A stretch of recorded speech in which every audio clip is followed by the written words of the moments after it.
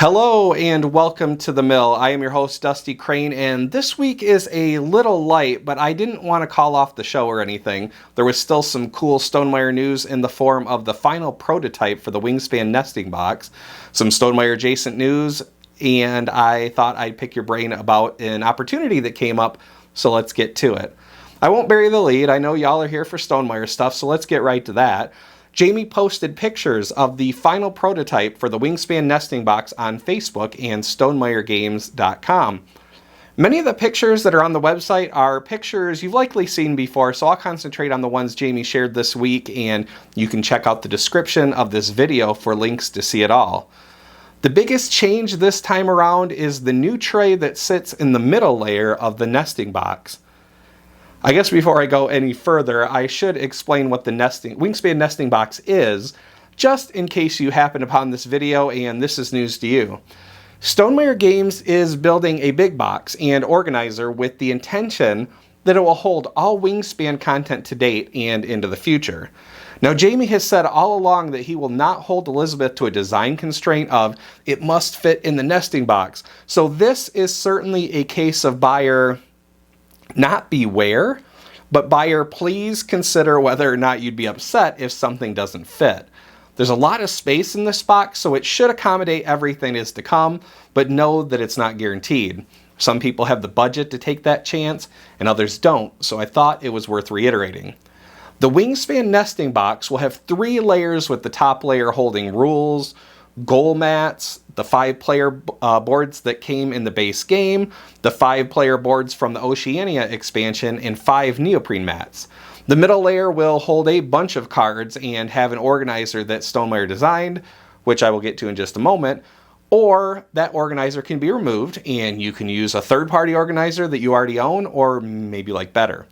Finally, the bottom layer is meant to hold the plastic card trays that came with the base game and the European expansion, as well as the little clear plastic trays that hold food and eggs. So let's talk about those new trays that Jamie showed off. First, there's a new tray that contains all the stuff that you'd need for setup. First player marker, dice, round trackers, end of round goal tiles, and there are even empty wells for additional goal tiles and place to hold round trackers for a 6th player. That isn't a spoiler for future content though, merely a consideration. Elizabeth has stated that she'd have to figure out how to speed things up before she'd consider officially adding support for a 6th player, so time will tell.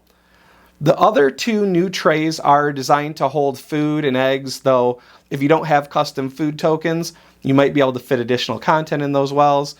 Each of those 3 new trays has a clear plastic cover to keep things where they belong, and Jamie has mentioned giving it a good shake and everything staying in place, so that's good. Overall, the change to these trays is pretty nice, and I think ultimately having a setup tray that can go back in the box with will help keep the table tidy without a lot of extra content unnecessarily laying around, and that's a good decision.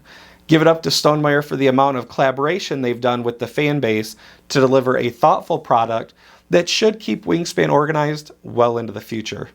Oh, before I move on to the next bit of news, I wanted to share a picture that Jamie posted in response to a question. How does the nesting box compare size-wise with the Scythe Big Box? Check this out. How incredible is that? The Scythe Big Box is not a small box. That's awesome. I cannot wait to get that monster on my shelf. Plus, I'm just a sucker for a nice organized board game. That is probably the nerdiest thing I've said on camera. And that's okay. It's fine. Fly your nerd flag, folks.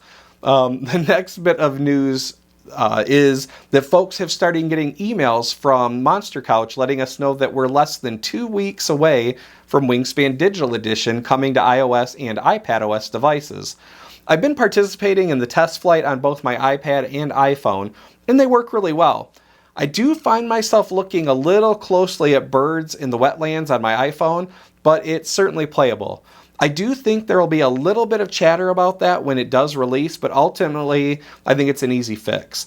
I think you should be able to long press on any bird card and have the card pop up large on the screen. This is something you can already do on the overview view, so it should be easy enough to implement, or at least I think so.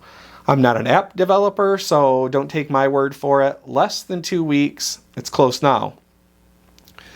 The last thing I wanted to talk to y'all about was an opportunity that Jamie's made available to me.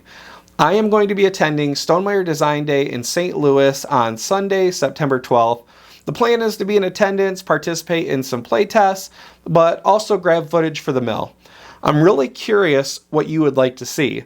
I've never been, and due to attendance numbers, the amount of folks who can share firsthand experience of the event is limited. I know what I'm curious about, but what are you curious about? What kind of footage would be interesting to you?